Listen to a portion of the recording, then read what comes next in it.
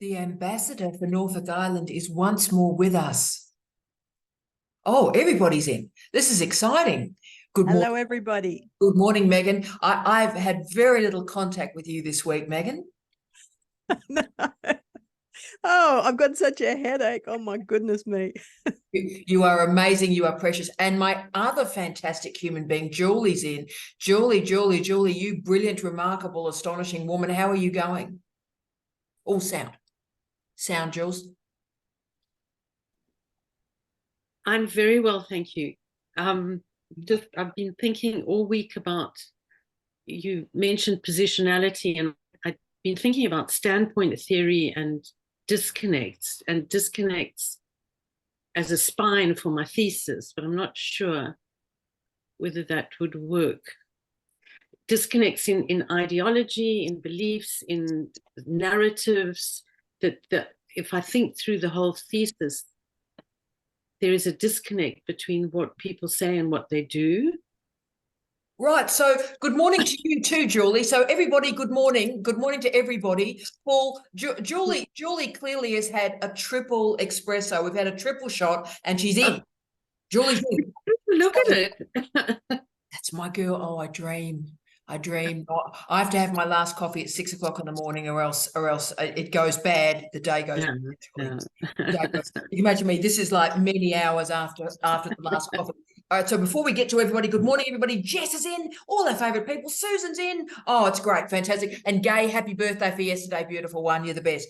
Birthday, Gay. You're the best. And Caroline's in. So Julie's just sort of done this huge sortie about the role of disconnection. So. And we need to talk about that. So welcome to Digital Office Hours. Let's get into it, Julie. So Julie's thesis, do you want to just talk about the thesis first so people have got context to help you, Jules? Oh, okay. So my thesis, the context behind it is that I want a scholarship to look at how you get more women into political leadership roles. And so I thought about it for a while and decided that cabinet is the apex of leadership and strategy in the country, and that's where I would focus. And I saw that there is no clear-cut and written appointment process to what are the most important jobs in the country. And there is a considerable body of feminist institutional literature which puts a gender lens on issues and looks at the hidden rules and norms. So it works very well for me because there are no written rules and norms. And the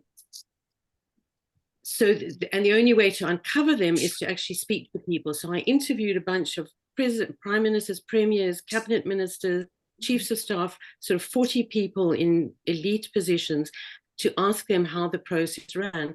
And they all spoke about merit. And some people said, oh, you get to the table on merit. And some people said, you get to the table on merit.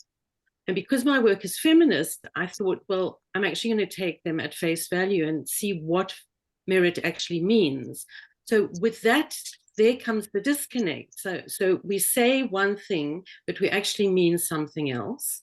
And so merit is, my position is that merit is a social construct and is relevant to the dominant group of the time, et cetera, et cetera. So I start off saying, how come there are so few women when they are able to get in? And I carry on through that. And everywhere I look, there are disconnects. There's, we're all equal. It's a fair go country, mateship, all that kind of thing. But then we don't get women in. And we want women, and anyone can become a cabinet minister. So you don't need experience, you don't need technical skills. It's every man or every woman. So on and on and on, and throughout it, there are these disconnects. So that's what I was thinking, because before that, it was gender and leadership.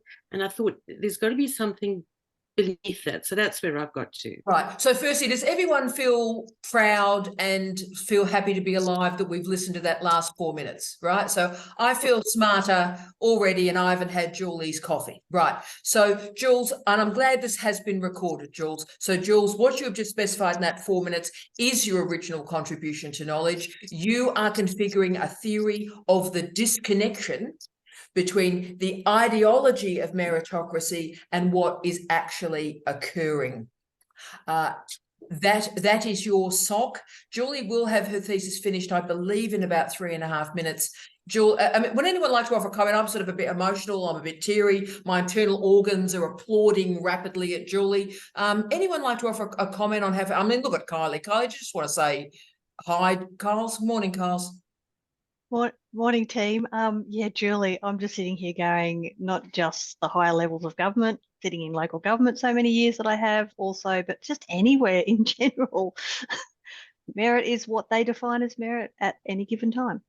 And thank you, Carls. And look, I very rarely do this. I will just read a tweet that has just arrived from Jordan Peterson, always a joy. And it feeds directly into what colleagues have just been talking about. Quote, "The people who hold that our culture is an oppressive patriarchy, they don't want to admit that the current hierarchy might be predicated on competence." That was sent 20 minutes ago. So, Jules, this is your thesis. And of course, there are amazing men, there are remarkable men that get it on quality and standard and brilliant, fantastic human. No one's questioning that. Men are not the problem. Patriarchy and misogyny are the problem, and not only for women and non-binary crew and trans crew, but men as well. And so your thesis is doing something magical. It's researching the disconnect. A theory of the disconnect. Has anyone else's head exploded? Megan, Can I just add, you were just saying about, and again, thank you all the men that are on our group. Not you're not them, but there's women that are just as bad. So it's not just the patriarch. I've worked with some really, really bad lead or managers as well. And Kylie, can I just say, and obviously Jamie and I have done a lot of research on leadership in this area, and we actually have an argument about women in leadership. And Jules, don't go la la la la la, because you need to get this argument out. But we have an argument that the women that have managed to claw themselves up into this patriarchal system, they're almost uber blokes. So in other words, and we've all worked for these people. This is, a mantra that the women that are in these positions are truly terrifying, right? Because they've had to be imposters in their own life and learn the language of misogyny. And when a woman speaks the language of misogyny, it becomes sort of Satan. And that's why it's so messy. Sorry, Jules, do you want to go in and then straight to Megan? There's quite a lot of literature about women pulling the ladder up. They get up and then they pull the ladder up. And it's also ideologically based. If you come from a position of privilege in whichever context, it's very hard to see someone else's situation. And Kate Mann, I don't know whether anyone's read her stuff. Down Girl, and I can't remember something about entitlement. She's an Australian, she's the daughter of some Robert Mann, and she's now in. Sorry? Oh, great historian, great scholar, great historian. And she's a philosopher in America, and she writes and speaks beautifully. So if anyone's interested in patriarchy, entitlement, privilege, and women, she's lovely.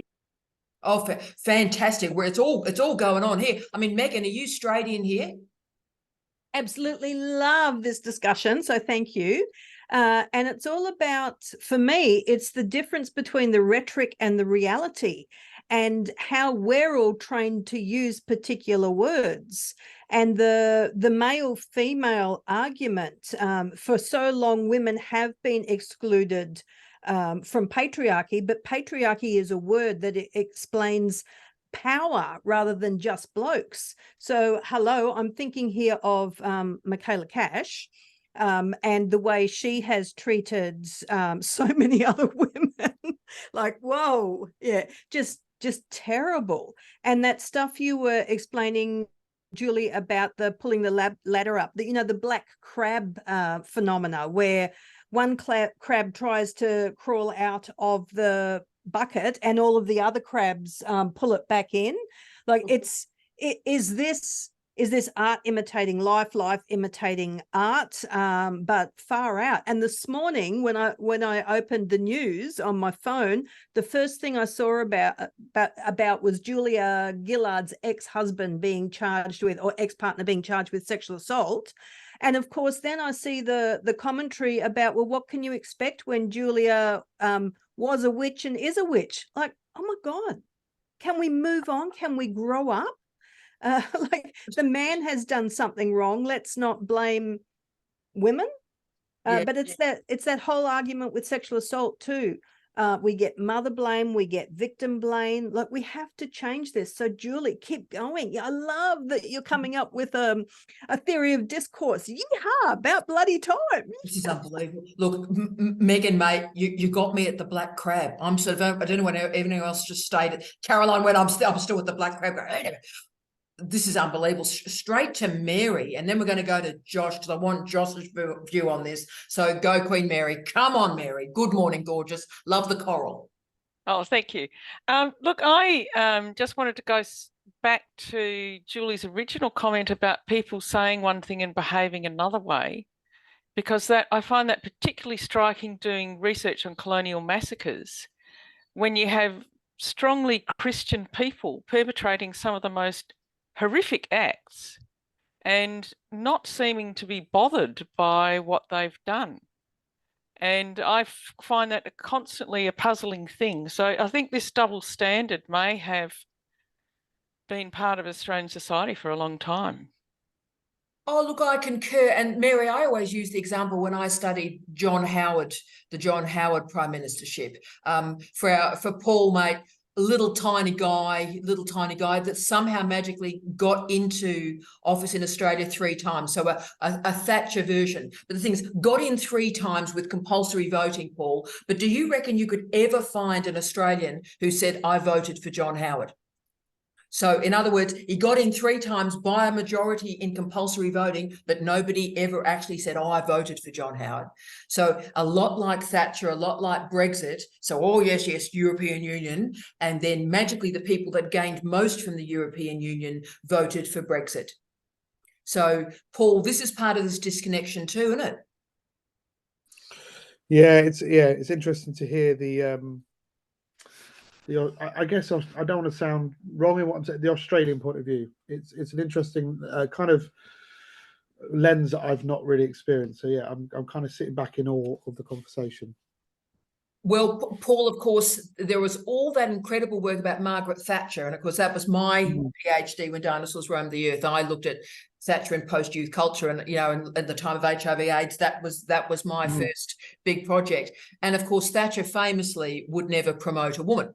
So she was a woman in office. Julie, you know all of this, and great work done by the legendary journalist B. Campbell about Thatcher's women and the consequences of Margaret Thatcher. You've got the symbolic functionality of a female prime minister who actually basically obliterated a generation of conservative politicians, and we are living with the consequences of that to this day in the United Kingdom, with devastating consequences, not only for all my mates and colleagues and friends in the UK, but consequences for the world, Paul.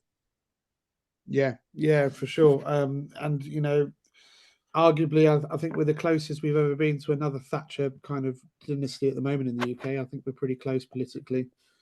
Oh, I absolutely agree with you. And look, gorgeous Susan, it's lovely to see you, my darling. We'll go to Josh and then we'll go to Susan. So Josh, I've been living with your wonderful piece the last little bit. It's been fantastic. So Josh, how are you going? And what's your vibe on the notion of the disconnection? Because a lot of your work has that sort of fibrous quality to it as well, bringing it together and it falling apart.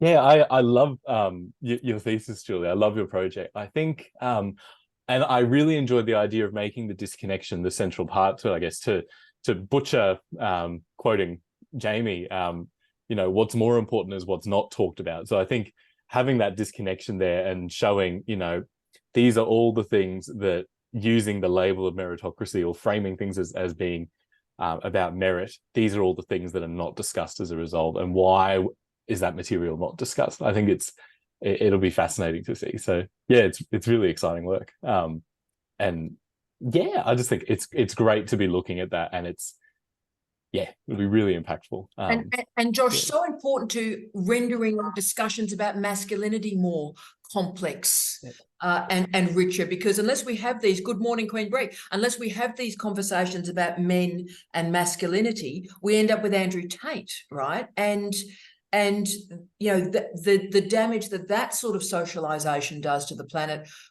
and does to scholars, does to universities.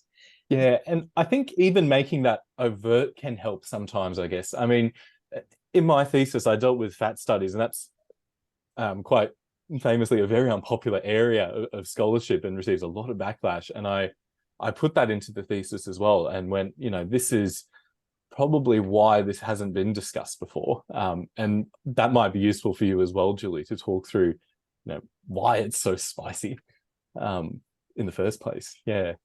Oh, that's great, Josh. Really profound. And should we go to our ambassador of Jamaica? Wonderful, Susan. Good afternoon to you. How are you going, Susan? I'm okay. Hi, everybody. I'm no expert on these matters of politics and gender, but I have this to say. I make sure to look up her name. So the Prime Minister of Barbados is Mia Mottley. So I don't know if anybody ever noticed. She literally gives these tremendous talks in various forums like the UN and whatever, and everybody grasp and go, oh my goodness, how could a woman from a little teeny country speak so well? So I didn't even know she was an attorney at law, but apparently she is. So she's the 8th Bajan Prime Minister. And here's what I have to say about that. Apparently she's not perfect. Like, nobody's perfect. And like, you know, like, let's be in shock. And so I don't know the whole history, because I don't live there and I don't follow politics like really closely. But what I find interesting about the disconnect is that people are like literally surprised or shocked that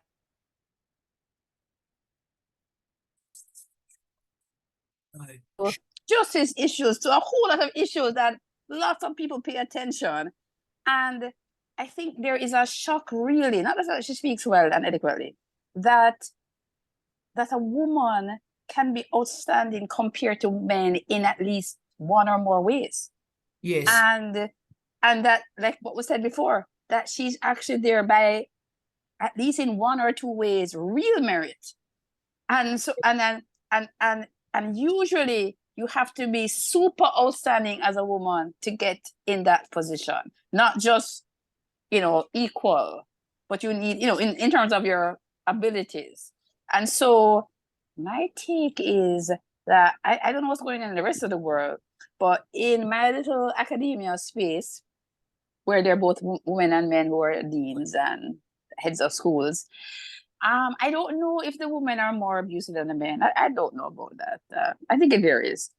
It's not a male or female thing based on my experience, but there's certainly a disconnect in terms of Jamaica has one of the highest level of women in management powers across the world. Is documented. However, there is still this glass ceiling, even though people are up the upper management. And so, like, I go to Mia Mottley, it's the same kind of thing. Like, even when you're at the top of the top, people are saying, yeah, but there must be a but. There is a but. Yeah. And so I don't know if that contributes anything, but at the end of the thing, people just don't respect women enough. And I think somehow it's 2023 and we need to be past that now. That's my 2 cents. Well, that's a full dollar, Susan. That's not 2 cents. Absolutely amazing. And look, you know, the argument I've used, and of course, I've done a lot of work on men's studies, masculinity studies, and done a lot of respectful engagement with trans and non-binary identifying colleagues and making sure there's spaces and places in policy and procedure for those colleagues. But, you know, all I think women, the women people are interested in is just being treated like a human. I'm actually just really comfortable if I'm configured as a full human.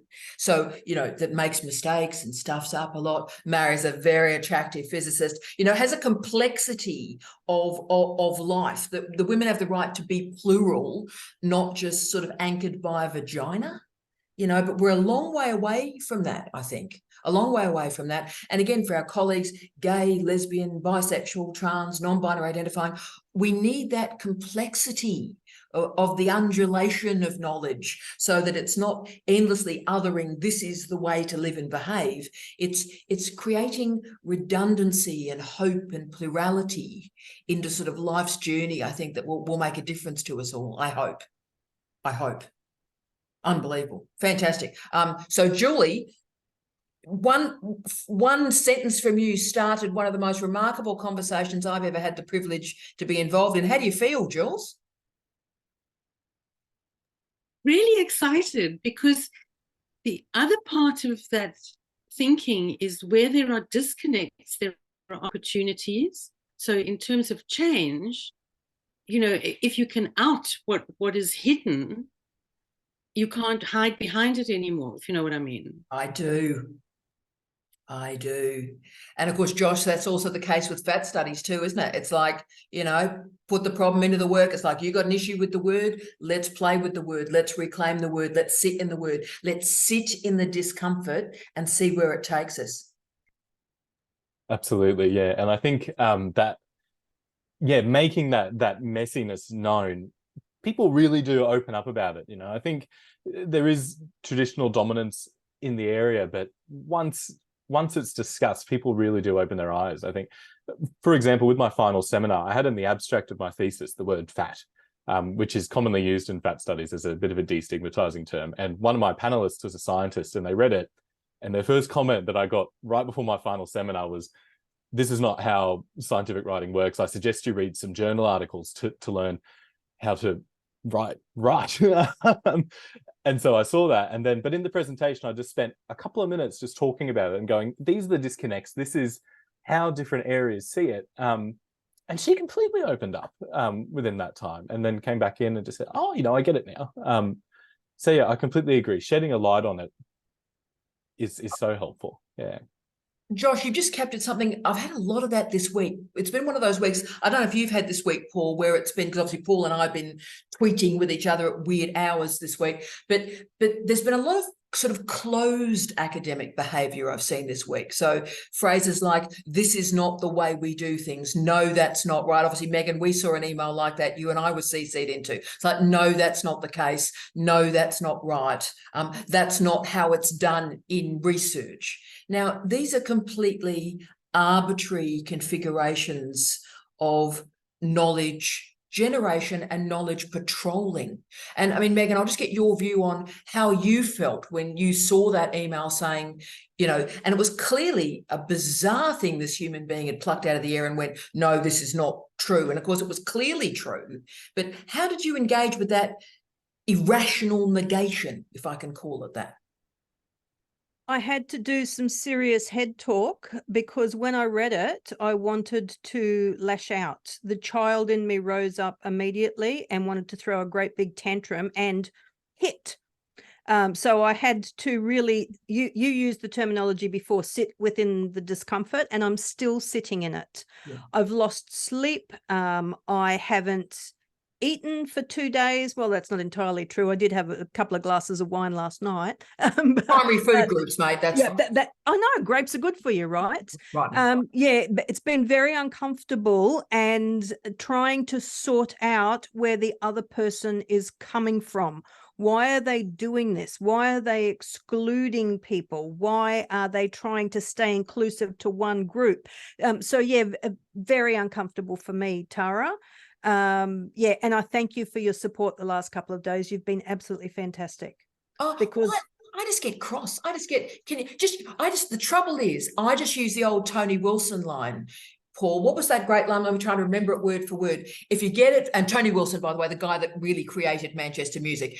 If you get it, fine. If you don't, that's okay. But maybe you should read more.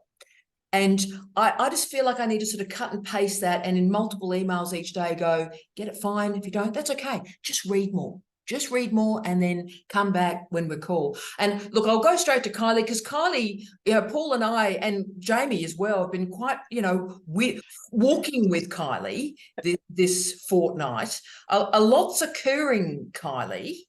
There's been a lot of meme traffic on your social media channels.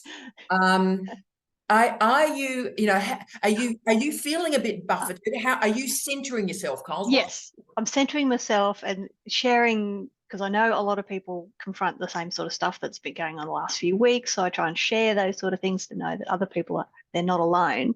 But also just, the buffering from the work side, but also, and again, thank you so much for the great conversation last week about bricolage. I have dumped into that in the last week and I love it. And I'm reading some stuff that I've really got to concentrate on because, well, as Jamie would understand, or anyone, and Josh coming from the science sort of engineering sort of area, it's all new and I've got to look up what words mean a lot of the time. So it's been a good week. So yes, thank you, Tara. You're wonderful. And Carl, it's good for your brain. I mean, Jamie knows because I'm coming from the other side of the force, the Sith side. You're from the dark side. I'm from the dark side. So Jamie is very patient with me because he's working with me because obviously I did maths, but the last time I did maths was when I was 18. So it's good for my brain to come from the other side and have to really concentrate and do, what is quite complicated science, maths, statistics. It's challenging, but I believe strongly it's good for one's brain. It opens you up not only intellectually but socially and culturally, I think. So it's tough, Kyles, but we're so proud of you doing it. Yeah, and I've gone back and re-listened to your podcasts around the methodology, ontology, and I'm about to do the interdisciplinary one. And I know you keep saying you can't call yourself an interdisciplinary unless you understand what it is. And I'm like, I still don't really quite know if I am or not. And so it's been good. Unbelievably fabulous. So Kyles is the best in the universe. I need to do obviously a big shout out to the gorgeous Caroline, who we love like life itself. Hello, Caroline. Are you well, superstar? I've missed you. I love that top. I would buy that top. I love that top. You're so fun, Tara. Yeah, I'm all good. I'm really happy, actually. Good, happy space. Got my final draft into principal supervisor, and hopefully at the end of this month it'll go to the examiners panel.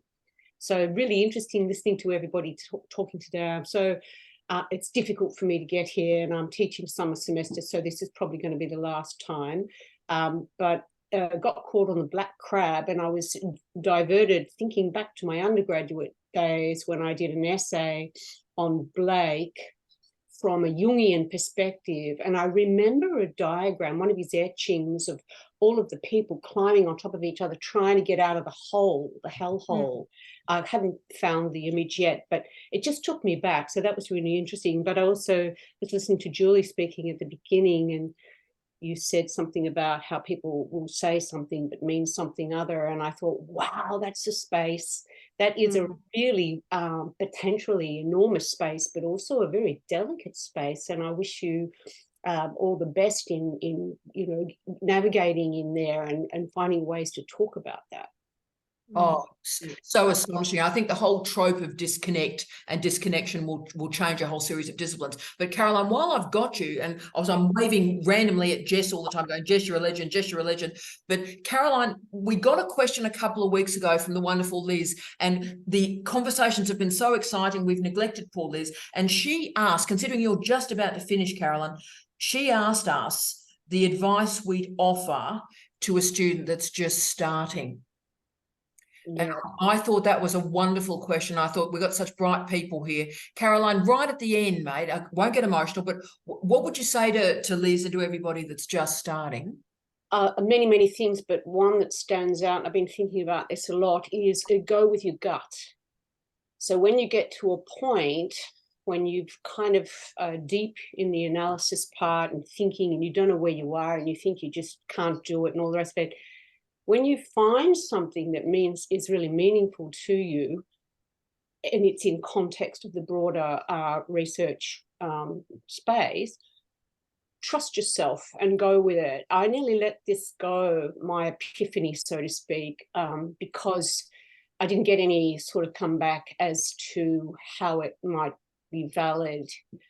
And so I sort of tried to work around it, which was also very useful. But as it turned out, in the end, it remained my guiding light. And so trust your gut. And at the moment, you've got to make a decision, go with your supervisor or go with someone else. or go with what you found. That's all. Not only is that all, that's everything, Carolyn. That is absolutely, and look, I'll go straight to Josh on this, because Josh, obviously you've been through the journey as well. What advice would you offer to Liz? So the stuff that if you're starting out, this might change people's lives, because I think, Caroline, I'm so moved by that, because you've got to just center and believe in yourself and walk with the innovation. People don't recognize innovation. That's why it's innovative. So if you've discovered an innovation, center in it and walk with it. But Josh, where are you, brother? I think I believe in trusting your gut when it comes to your own intellectual matters. For me personally, when it's come to interpersonal relationships in the university, I've found, I've worked in the university now for 9 years, and I've found I don't have a perfect way of screening people. So my recommendation for someone first starting out, because we always talk about how important it is to find people that you trust, is to build a gut based on facts. So read the manual of policy and procedures of the university, read the guidelines that they link to, and then see who talks to you in ways that align with those truths, and see who's manipulating you away from that, and figuring out what their agenda is, basically. And then from that, choosing who to trust. Because I just think you have no way of knowing. I think people are, academics are smart people, and you've got no way of knowing what they're up to in that sense. So I think gather some data first, but use those as your guideline would be my advice to someone starting out, and is my advice to people starting. Yeah. I think, Josh, I think that's absolutely brilliant. And Paul, who's just left us for a second, but Paul and Jamie, I think we'd all agree on that. Anybody that disconnects, or anybody that you hear abusing policy, abusing procedure, abusing governance, abusing regulation, abusing scrutiny of what is occurring in a university, abusing oversight. These, in my experience at 30 years in universities, is the people that are walking away from scrutiny and governance over our policies and procedures and our practices and our behaviour. You've got to be real careful of those people. I mean, Paul, and I'll go quickly to Paul and Jamie on this, and then up to Queen Kate. So Paul, Josh, brilliant there, brilliant.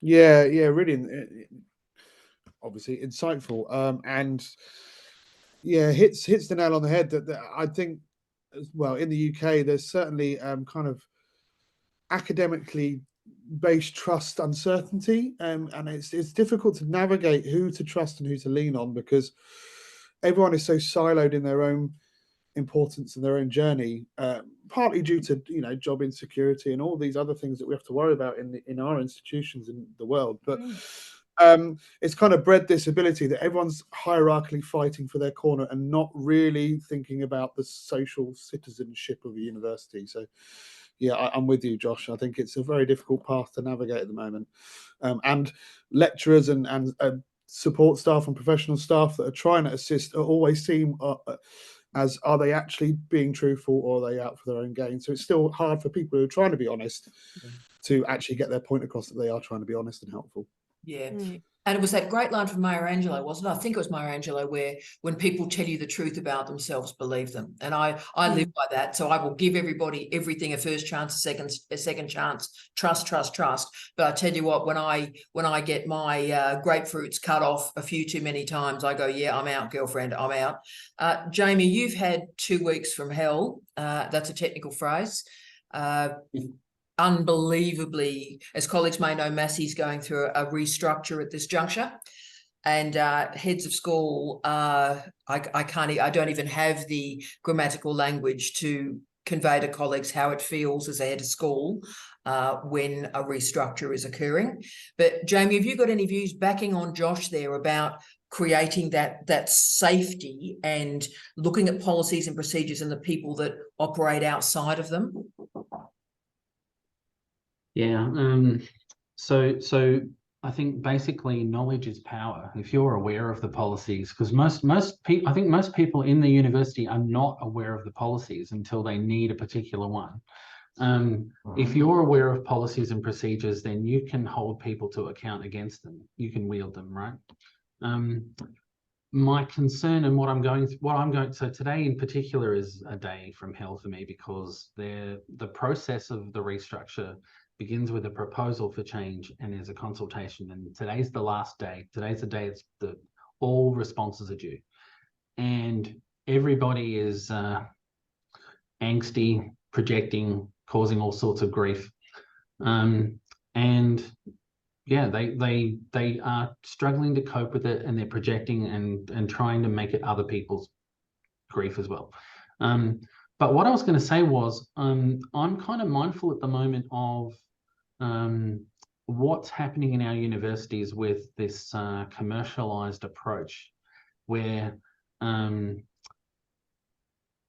people with corporate backgrounds seem to be like, there are certain filters and natural processes that take place.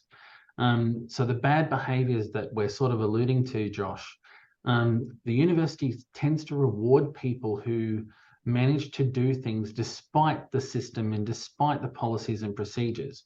With a corporatization, finance becomes ever more important. And what I've been writing in a school level response is some of the social sides of the consequences of that, because you know, there's when you have a financial lens and finance is doing all the thinking, everything becomes commodified, and that includes the people and the human resource, and it's a dehumanization. So most of us go from moment by moment, wondering, feeling, you know, precarious and so forth. There is a dehumanization element to it that makes it precarious. So that's kind of, I think, where I'll stop talking.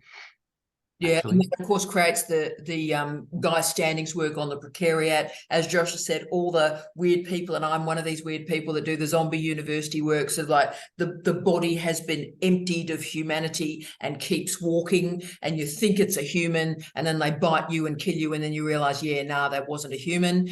So all these tropes are metaphors, but also increasingly accurate, I think. Really strong. Queen Kate, talk to us, beautiful one. Hello, everyone. Just a quick mention on policies, that we have policies in healthcare, policies that nurses have to follow that are so wrong and so dangerous, but the policy says so, so we'll keep doing it. Anyway, that's another day. I've written about that in my thesis as well. I know you have. And Kate, that's the point of law. That's why the work you're doing as a nurse and as a nurse practitioner who is then doing this work in health and law, that improves the policy. And sadly, it improves the policy through risk mitigation and risk management and people dying. But that's why governance exists. So it provides a minimum benchmark for, like, let's stop people dying, shall we? And so it's iterative and it's incremental, and that creates improvement. So Kate, the work you're doing legally makes those changes. Yeah. So just a quick correction, I'm not a nurse practitioner. That's another area of nursing that requires a special master's degree for them to practice on their own and give drugs and do X-ray requests and pathology requests. I'm a registered nurse, a clinical nurse consultant, but just an RN. But what I was going to say, not just an RN, I'm an RN. To Megan. Megan, you said you had sleepless nights. I had one the other night, and Tara very kindly snapped me out of it, because I had an email from the copyright librarian at Flinders University who'd examined my thesis and told me to take out 5 of my publications, get rid of 5 of those papers because they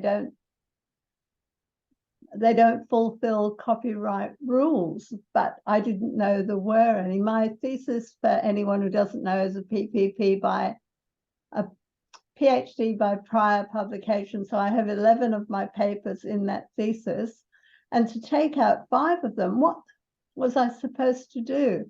So I sent that email to Tara, and she said, you don't have to put your thesis in the library. You can give it out to whoever you want. So it will never be in the library at Flinders. but I can certainly, and I have sent it to a couple of barristers this week for cases I'm doing on pressure ulcers, which is about my thesis. So thank you for settling me down, Tara. I tossed and turned that night. I had no idea how to make the changes in the thesis for the copyright librarian. Yeah, you can't.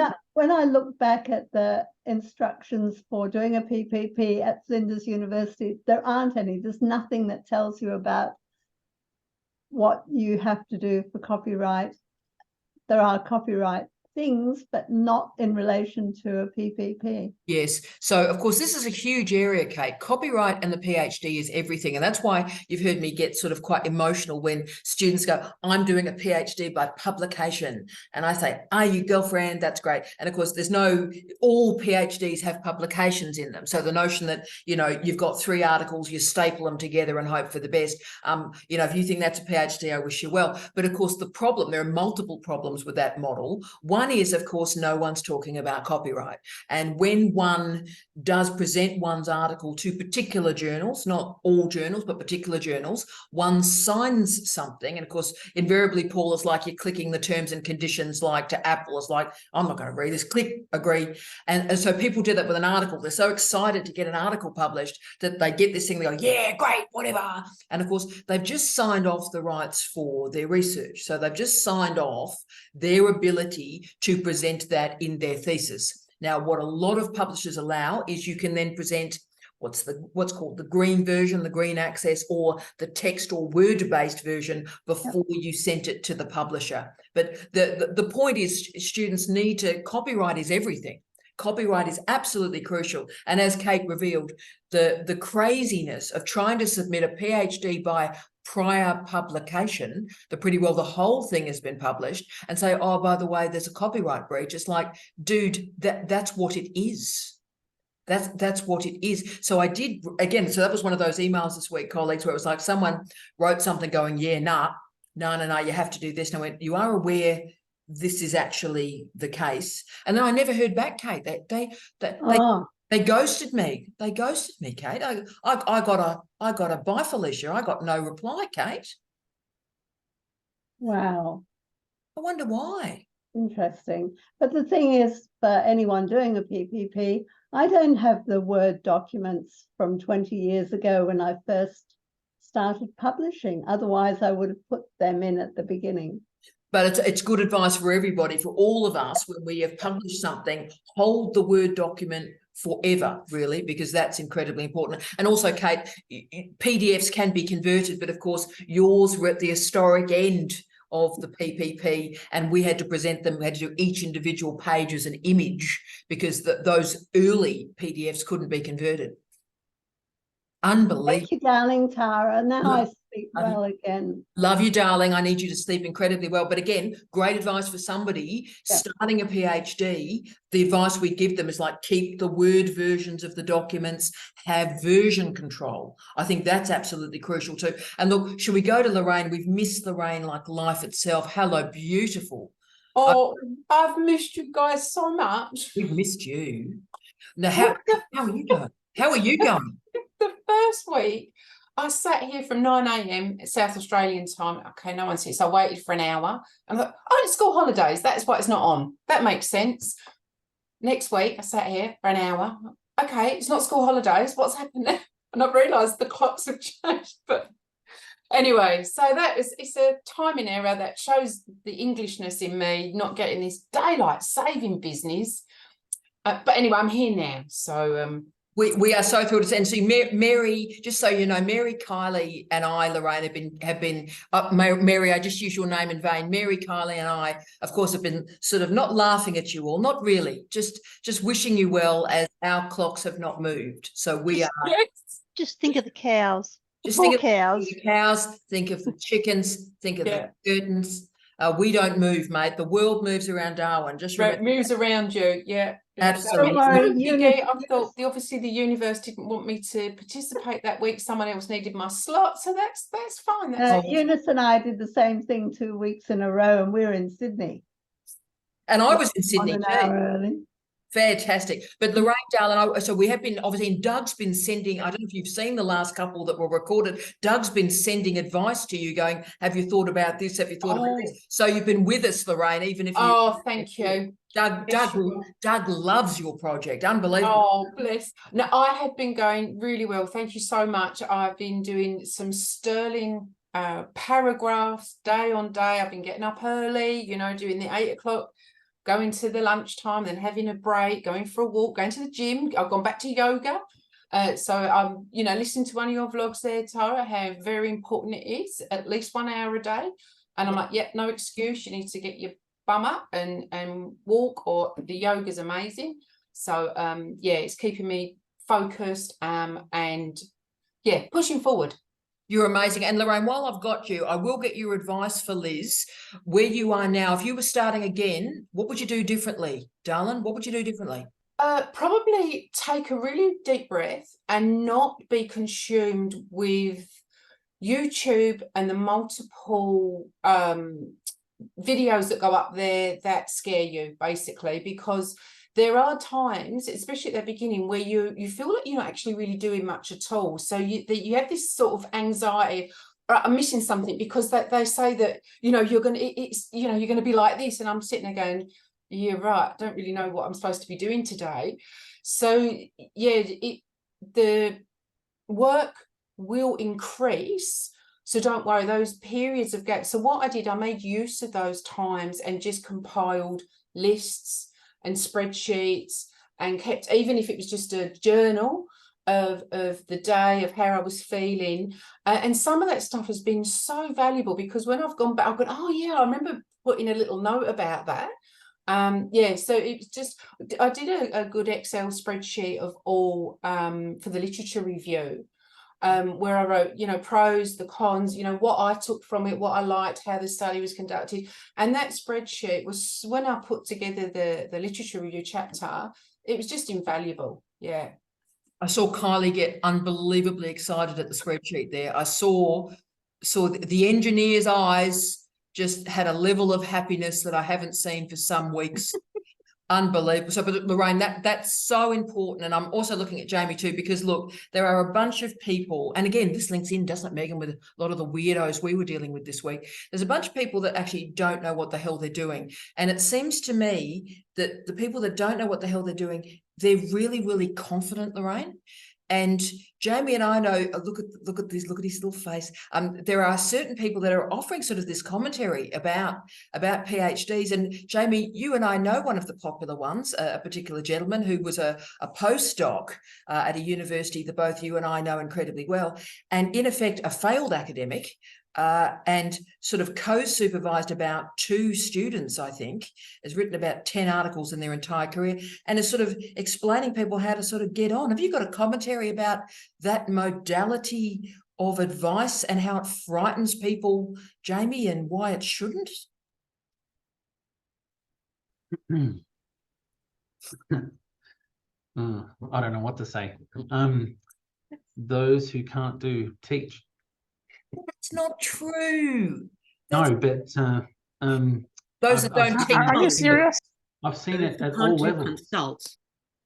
Oh, let me just go for it, Jamie. Go for it, Jamie. I'm working with beautiful Susan at the moment. Go for it. I didn't mean to offend anybody at all, by the way. I actually love teaching, and I think it's the greatest privilege that we have. Yes. But what I meant by what I said was that there are people who struggle to look in the mirror and work out where their limitations are, and instead want to just give advice to other people because they seem to think that coaching makes it okay. And maybe by coaching others, they might learn something of themselves along the way. I don't know, but certainly I've seen it at all levels. It doesn't matter whether it's, you know, first year undergrad, or if it's a PhD student peer mentoring another PhD student. I've encountered people who like to offer advice to others on what they should be doing when they don't do it themselves, which is problematic for a number of reasons. Yeah, checking expertise is so incredibly important, I think. And the tragedy is, you've used the word coaching, and obviously Megan coaches for a living in so many ways, and coaching methodologies are really important. You know, I've done a lot of coaching certificates, and I've enjoyed it. I've learned a lot. But I think the other problem is every second random is calling themselves a coach now. Right? It's an unregulated, we're back to Josh's point, an unregulated industry. And so people go, oh, look, yeah, well, I completely failed in #life, but I'll coach you. I'll coach that. It's like the mentors, Jamie, like the person that you probably wouldn't trust them to go to the toilet unaided. They've decided that they're a mentor now, right? And those of you that know the character of mentor in the Iliad know that it's fascinating that character name has been used as mentor, when mentor in the Iliad was an absolute moron. This old bloke who wandered around, had no idea what he was doing, just talking, going, no idea what he was doing at all. And that's now the mentor word. Sorry, Jamie. That's right. I was going to say the classic for me is the personal trainer I see at the gym, who always has a cup of coffee in his hand, and he's always busy telling other people, you know, can you do that harder? Can you go faster? And just generally shooting the breeze in their ear while they're trying to exercise on whatever piece of equipment they're using. You know, the cynic in me wonders if personal trainer training school is someone, you know, giving them a cup of coffee and saying to them, can you drink that coffee faster? I know that personal trainer in that Palmerston North gym too. He don't move either. Part of his personal training was how to not move at all, how to be as still as possible while drinking coffee without spilling it. Unbelievable. Oh, absolutely superstar. Fantastic. So look, colleagues, we need to just, if we can, because I'm aware Paul and I had a whole topic we were going to talk about that we don't have time for.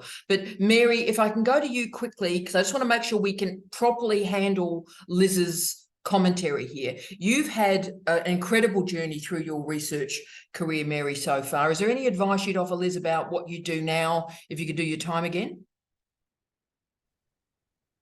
Yes, I think I would be a lot more prepared. So I would have done a lot more reading and spent a bit more time looking around. And also looking back, I would have been a bit more choosy about my supervisors and looked into who they were. At the time, I just didn't realise that I'm a valuable person. I ended up just being really desperate, and I've fallen into a situation that is, you know, starting to work out, but it's been a really long haul and it hasn't been a comfortable journey. Anyone else just so moved? Again, I felt bits of myself moved then. I'm getting upset. I can't look at Megan, you are a valuable human. And as we all know, Mary, whenever us get into that sort of desperation, get into that desperate, we make poor choices. All of us do. We get a bit desperate. We do silly things. But students need to recognise and remember their value. And that's powerful. And speaking of people that know their value, should we go to wonderful Bree? Bree, darling, if you can speak, if your little people are okay. Bree, darling. No, we're not okay this morning. There's lots going on. Look, I was picking that up. That's why I've been letting you go in and out. But Bree, darling, is there any advice you'd offer to someone starting? Because obviously you've had a couple of goes and a couple of starts. What would you say? Well, no, my chair's being moved. I don't know. I've got 3 kids and my life is a nightmare. Yes. Yes. And how can the thesis be stable in a complicated life like that, Bree? When you're fighting for your own chair. Sound, Angel. Bless you. She's doing well. I'm getting aeroplanes thrown at me. Like, yes, obviously. Yeah. Sorry, say that again. What's the question? Yeah, so obviously you've had a couple of goes down with aeroplanes flying at you. What could we do to make the thesis simple in a complicated life for you? What can we do to make the thesis simple? Well, do what you're doing, Tara. You're making it easy for me. So whatever was happening at the other university was too much. And so I can be a parent with what you're doing, as well as doing my thesis. So it's just finding lots of spaces for you to. What are you throwing? Is it a ball? Is it a? That's not me. Oh, my daughter's throwing. She's throwing a squishmallow. A squishmallow. Is that the latest thing right now? Yeah. Right, so that's what got the about young, 1 million of them. right, that's what the young people are doing. Bree, on my way home today, I'll be buying 5 or 6 of those to add a bit of intrigue to my marriage when Jamie comes, and I'll be throwing those around as well. Bree, you're legendary, and we got you, girlfriend. It's about creating space, isn't it? About creating space. Yes, it is. Yep. So there's a lot going on in this house today. Can I just say, Bree, this is peak 2023 for me. What you and I have just shared, that is the moment of 2023. That's a metaphor for everything that's happened this year. Thank you. I'm not sure if it was recorded or not, but I was in, I helped with seriously, I'm losing my chair right now. I'm not sure I'm going to make it to Rycliffe. The standards of palliative care, so standards for generalist palliative care, and all 3 of my kids, because it was during lockdown, and they were at home, and it was all the homeschooling thing with the school. I had scooters, and it was so loud, and I wanted to speak, and I unmuted myself, and we just couldn't hear me. And it was funny because everyone in healthcare knows, well, we've been through this as women. We've you know, a lot of women have had kids, and there we go, we've got a basketball in the background. But can I say how magnificent? Yeah, how magnificent, even while talking about palliative care, that one can see the life and the value of the life in it. So I think that's profoundly effective, Bree, darling one. You're doing brilliantly. And look, we'll finish off with Queen Jess. Jess has been just so with us through the last hour. Just say hi, darling one. You're so precious to us. How are you going, darling? Hi, everyone. I'm at the beginning of my journey. I just had my oral defence a week before last. So feeling pretty, I don't know, having a moment of, what am I doing? Do I need to do this?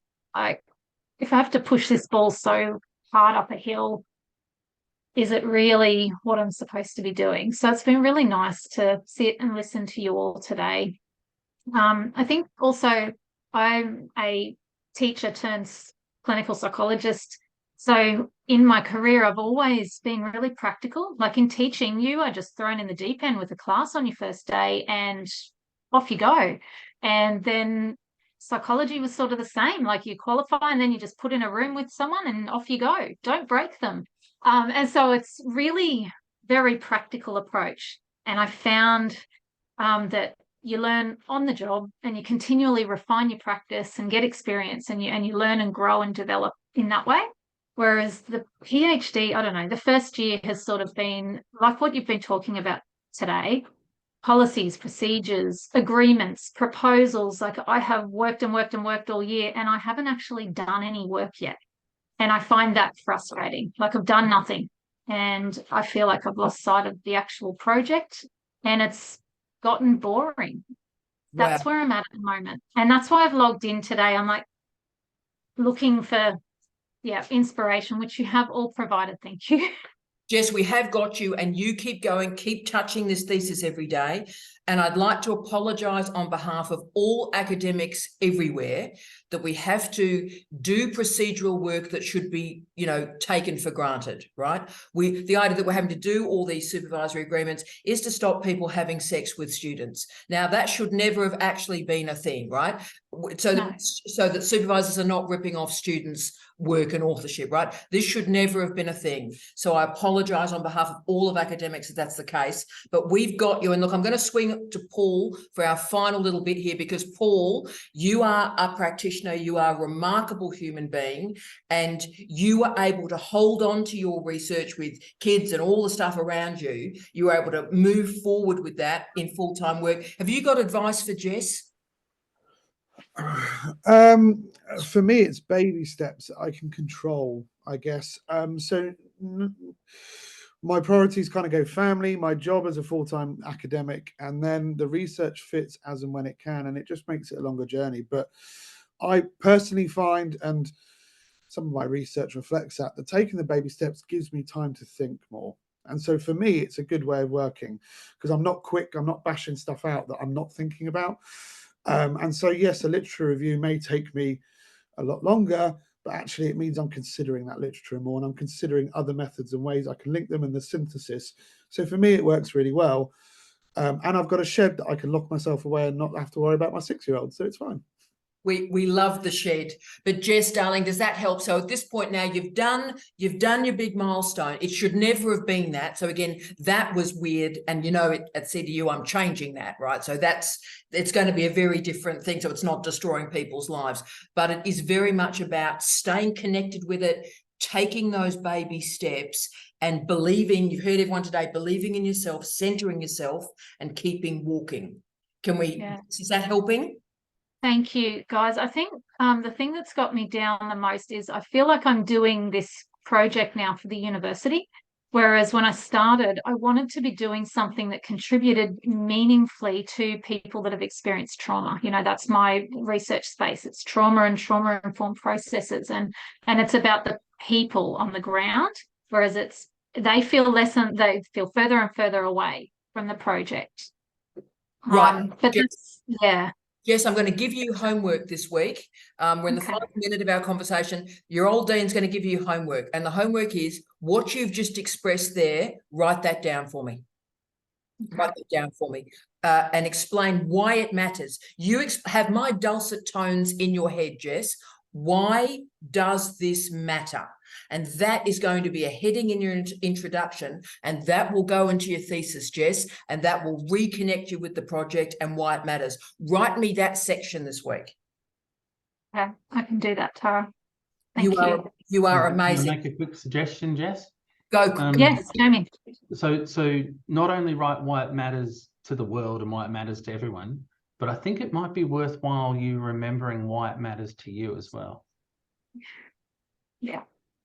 Just write that. Report back to us how you go. Colleagues, once more, thank you for an unbelievable digital office hours. Every week it's a surprise. Julie started us off on a journey. Unbelievable. Thank you for your time. I'll see many of you in Right Place. Bye, everyone. Blessings to you all. Bye, everybody. Take care. Brianna. See you, Bree. Look after yourself, darling. Bye.